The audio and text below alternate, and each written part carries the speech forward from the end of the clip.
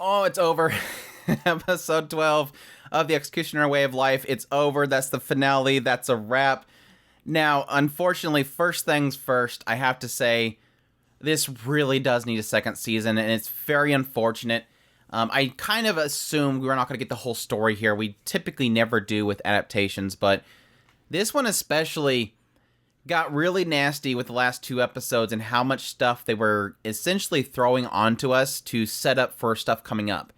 And unless this gets a second season announcement, it's going to be very difficult to suggest based on that. It does suck. It's just that symptom of anime adaptations when they want you to get into the source material.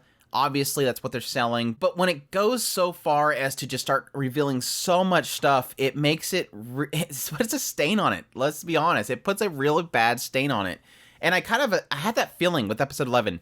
They started getting into Ivory and stuff, and it's like, you're setting up way too much stuff, and we're not going to touch any of this stuff. It was insinuating a lot of stuff on Flare. And then, yes, to end this series with this last episode, legit saying, here's where we're going next, and oh, by the way, Flare's ready to do something again. It's like, wait, stop doing this. Stop talking about what you're doing next. It hurts. It sucks so bad, and I'm not super mad because I had so much fun watching this show. Let me be perfectly clear, but it does ruin a little bit. It does put a little bit of a sour taste at the very end of it. And at any rate, the finale was phenomenal, though. I still really enjoyed it. They put a lot of reveals in there. I don't know where to start. I guess the best place to start is by saying, I told you so, to all the folks out there that were against my thought processes around the bigger sister, the older sister of Manon. I felt like that was really out of place. Like, there had to have been a reason why they brought that up. And yes, part of my thought process was going towards Pandemonium. I couldn't fit it. And I think really a lot of the, I guess, continued reveals they're doing around Minnow does kind of put something into play here that could make sense here. Now, here's my theory now that we've gotten revealed that yes, Pandemonium is, at least according to what Manon's thinking, at least, is Pandemonium is Manon's older sister. Now, my big question mark that I had, the only thing that was making it to where I couldn't connect the two of them was the fact that the mother came there and she hasn't been there for thousands of years. So obviously, Manon's mother did not get isekai'd here, birthed Pandemonium thousands of years ago, and got killed, and now we have Manon. That's just too much of a time gap. But it does make sense as to why Manon's mother was there. So the weird thing that we had from Manon's mother was the fact that she was not summoned there, but that the stars guided her to there, which insinuates that her mother found her way there, and is a possibility the reason why she came there was because that her daughter was brought there. So my theory is that she's back in Tokyo or in Japan or whatever, Manon's mother. And then at some point, she births Pandemonium, or at least the girl, don't know what her name actually was. Then her daughter was brought to this world. She was Pandemonium, one of the 4 human errors. And then at some point, her mother traveled to the world, maybe being guided there, maybe being drawn there because her daughter's there. Something brought her there. And then she was there, and she had Manon. Now, the reason why we would have that huge 1,000 years a gap is because time is different here than it is in Japan. Obviously, because Pandemonium knows about movies and stuff like that, it's obvious that the time frame that Pandemonium was originally in our world was about the same time that Akari is. So it does make sense that even though thousands of years are traveling in the world that, everybody's at currently, this fantasy world, it's obvious that Japan's time frame isn't moving the same pace. So yes, Pandemonium can come over. Thousands of years passes. Pandemonium's mother comes over. And then she has Manon, and then everything unfolds that we see now. So it makes sense to everything once you think that there is an actual time difference between the two worlds. It was kind of funny. They do have to add those little extra things so that it makes sense to Manon. Oh yeah, by the way, she also mentioned that her older sister really loved movies. And it's like, oh yeah, there we go. We connected it right there. Pandemonium's obsession with movies, it makes perfect sense now. Now, the curious thing is yes, obviously Manon's still alive at the end of the show. She was revived by Pandemonium. For some reason, Manon doesn't really understand why. Well, she does now. She has a hint. Why would Pandemonium save my life? I obviously died. Like, my insides were ripped out. I died. But this Pandemonium saved me. Why would she save me? Oh, then she connects the fact that this might be my older sister, and that there's still something in there in her mind that connects that Manon's her little sister. How would she know that? I'm guessing that she observed her mother come to the world and have Manon as a child before, and that's still somewhere seeped inside of there. But it is very curious. But she does revive her using parts of people nearby, including an otherworlder. Now, this is the curious thing. Because at the very end of the episode, we see Flare stand up and say, okay, it's time for me to kill Manon for the zillionth time, my pupil. But she also mentions one very curious thing. She says, not only has Chaos, but a portion of Vessel has escaped. Now, this is the curious thing, because it obviously indicates that these human errors are actually not gone. They're just sealed away, including Pandemonium, including Vessel. Now, I don't think this is the case because it seems very odd that it would be there, but it is curious to see, following Pandemonium saying that she brought Manon back to life and using parts from an otherworlder, that suddenly Flare would notice that a vessel has leaked out. Now, it could be completely somewhere else. Vessel has leaked out or escaped, but it is curious there. This is just a purely speculation here. Why would Vessel be buried in a random, graveyard somewhere? But it does kind of make me wonder, could Manon have a part of Vessel inside of her now? I don't think so. Again, I think that Vessel is sealed away somewhere, not in just a corpse in a grave. So going back and kind of running through this episode so I don't miss anything here. Yes, obviously we have the fight with Pandemonium. Thankfully, the CGI wasn't as cringy as I was expecting it to be from that first shot in the last episode. But yes, it was a cool battle, even still. Just having Ashina and Minnow just going all out with it. It was really cool. Ashina going after the ones going into the village and her throwing her sword back to Minnow. You can use this. I don't need it. I can use my punches. And she starts punching stuff. But it was really cool. Minnow obviously losing both her book and her dagger, going crazy on the stuff, and then once Akari finally shows up, using this super big Excalibur to cut her completely in half. I thought this was going to be the end of Pandemonium. Like, it really did feel like the way they were wording the conversation between Minnow and Pandemonium, it felt like she was saying, you're done. Like, this is it. You have no more bodies to sacrifice to. But as we kind of find out with Pandemonium still being around, it's just insinuating that one pinky that she got through that was, rebuilding itself using sacrifices, that part of herself is gone. The core is still inside that fog. And yes, even Ashina and Minnow talking later on are like, yeah, this isn't it. It was just one pinky, and yes, there's always two pinkies. But it is still kind of crazy to think that much power from a single pinky. It does give you a scale as to the capability of one of these human errors. Now, granted, also additionally along with that, the idea that she's essentially infinite if she could have more sacrifices. But the conversation between Minnow and Pandemonium as she was starting to fade away was kind of curious, because it insinuates this idea that Minnow, and we got this idea with the last episode, honestly.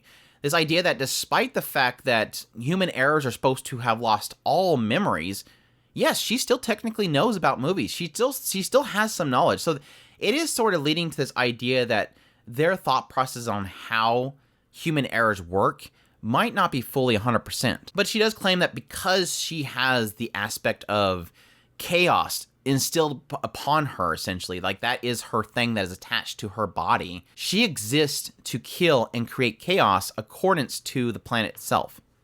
Like, it's almost as if this is like a rule upon the world. And because of that, in the aspect of trying to bring bad things upon those that are good, she goes out of her way to say, oh, by the way, Minnow, you can kill. You're such a good person. You can kill Akari. Just use the Sword of Salt. Like, just trying to stain Minnow because she sees that she's good. Which technically is a part of this whole conclusion. Minnow now has this thought process of, what if I could change her? Cecilia says that, you don't have to do what Flare does. You're your own person. Find your own path. And that's what Minnow is now really getting into the mindset of, is if I can assure that Akari will never use her power again, I don't have to kill her. It's finally fully seeped in, which sucks because now Momo's over here going, no, Minnow, you can't do this. You can't live for her sake. Well, if you won't do it, I'll do it. So now Momo is gonna be over here, like, I'm just waiting for Momo to show up with the Sword of Salt. But again, can she wield it? Can she wield it like Flare did? That's the big question mark. I did forget that technically we had a conversation between Pandemonium and Akari when the episode first opened up, which answers to the question of what they presented in the last episode. There is a way out of here.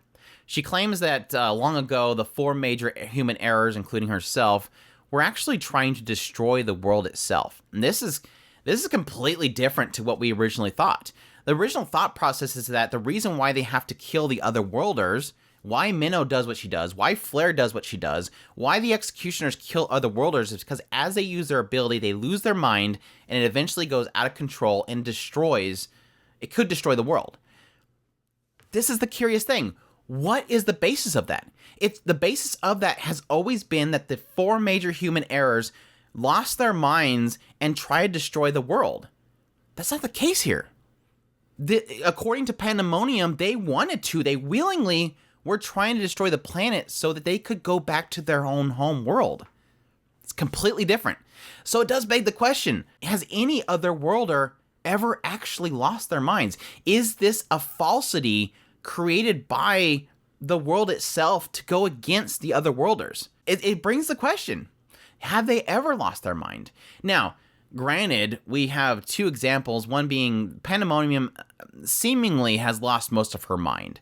And yes, technically when Akari used her ability in episode 11, she lost that fragment of her mind that had a memory of her being bullied in school. So I still believe they do, but at least this one tale of the human errors and the 4 human errors and how they lost their minds is all the basis of this thought process seems to be seemingly false. I did get a kick out of the finishing of their conversation was like this whole, well, I need to make sure I get there because I hate waiting until the end of the credits before I watch or something like that. And then Akari's like, I think it's really bad manners to get up during the movie. It was like, I guess he's technically playing into this very childlike movie seeker mindless self that Pandemonium's currently in. We did get one final little segment of Minnow and Akari's connection they have.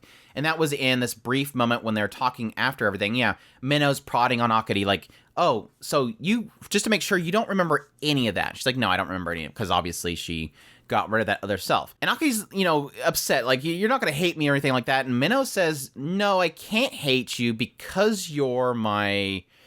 And this kind of briefly played that same clip of them being in school. So it does kind of, again, connect that aspect between the two of them. That obviously, and here's the thing. I've constantly been thinking that, it couldn't be as simple as that Minnow and Akari are from the same world. But now that we have this example of Pandemonium having traveled to this world thousands of years before her mother came to this world, it's not too far of a stretch anymore to believe that both Minnow and Akari were at school together in our world. Now, it's the puzzling part is still the idea of why is Minnow, when she went to this world, younger? But I think, again, that ties in with Ivory. I think Ivory may have some sort of power. And again, might have pulled Minnow into this world, maybe de-aged her, or maybe pulled Minnow from an earlier years in her life into this world. Again, time is different between these two worlds. So you can have Minnow be Akari's schoolmate, and they're, high schoolers or whatever. And then what happens is that Ivory possibly pulled a younger Minnow out of existence from that world into this world. Again, we're playing with time, and we're playing with different parallel worlds and everything, so nothing's out of the stretch of imagination. I'm still sold on the idea that Minnow is somehow connected to Ivory. Pandemonium couldn't shut up about it, and additionally, Minnow surviving this whiteout from this one other worlder, it makes sense. But yeah, the last scene that we had, obviously, is Flare. And this, again, is that stain of the source material baiting that they do. But yes, Flare's sitting in this room, and there's this big tapestry on the wall that's, showing all the human errors. She's talking about the fact that, yeah, a portion of not only chaos has leaked out, but also vessel has escaped. She knows that the vessel's fragment hasn't really emerged since the Star Husk hatched, which I'm not sure. I know Star Husk is one of the 4 human errors. I'm just not really sure exactly what that means. But here's the weird thing that she says, and this is the thing, like, crap, I hate this, the final episode, and I hope we get a second season. Flare specifically says, "It was worth the insufferable number of repetitions we've gone through. Time to go, to kill my apprentice for the zillionth time." What I'm getting from this statement is that it's almost as if Flare wants this to happen. Flare wanted all of this to happen. Flare wanted chaos to get out. Flare now wants Vessel to get out. Like, she's literally stating that it was worth it. Vessel is being leaked out. It was worth it to go through all these resets. She is wanting these human errors to leak out from their seals or whatever they're at right now. Very curious. Like, why would she want these to come out? I guess the assumption is that Flare wasn't involved in the original sealing away of these human errors, and maybe now she wants them to come out. Again, my theory is that Flare is going to be some sort of god of this world. It makes sense because she's wielding the human errors, or the sword of salt in that flashback. And yes, technically, with this whole conversation between Pandemonium and Akari, she's talking about how there's this person, and this person has power to stop things and to throw you off. And it's insinuating that she is somehow connected to some sort of, astral being. Again, like this god or something like that. It's just curious. Why would Flare want this to happen? Does Flare want to have these come out so she no longer has to watch for them? Like, allowing the seal to break so that she can kill them? Or does she want them all to be revived because she knows the 4 human errors and she wants them to be free? It's what? It's like, what are we doing here? And unfortunately, unless the source material or a second season, we'll unfortunately never know. So many questions. I hate it. I really do hate it, because I'm probably going to give it a couple days before I do my review, because I want to check to make sure. I want to know if this is getting a second season, because this makes it very difficult to suggest, because so much is unanswered and so much questions was created purposely for us to want those answers. So that's my thoughts on the finale of The Executioner Way of Life. I still loved it all to death. I had so much fun going through the series. I hope you guys enjoyed my episode-by-episode impressions, and I am really appreciate that you guys have stuck around and watched these episodes. I hope that you guys thoroughly enjoyed it. If you did, I hope that you'll stick around. If you've not already, make sure to hit that subscribe button so you can get all of my content. I will be going straight into reviews and final impressions of a lot of shows, but additionally, we'll be getting into the next season, which looks absolutely insane. I hope you guys will join me for that. But anyways, hope you all enjoyed. As always, if you can, hit a like button down there. Comment, let me know what's thought of the episode. Are you mad? Are you mad about how much stuff they left untold and how much stuff they decided to reveal to us before not telling us? Let me know down in the comments down below. Additionally, if you can and you are willing to, I would appreciate if you consider supporting us through Patreon, our tips link, or through a super thanks button on YouTube. Definitely appreciate everybody that does, and y'all take care.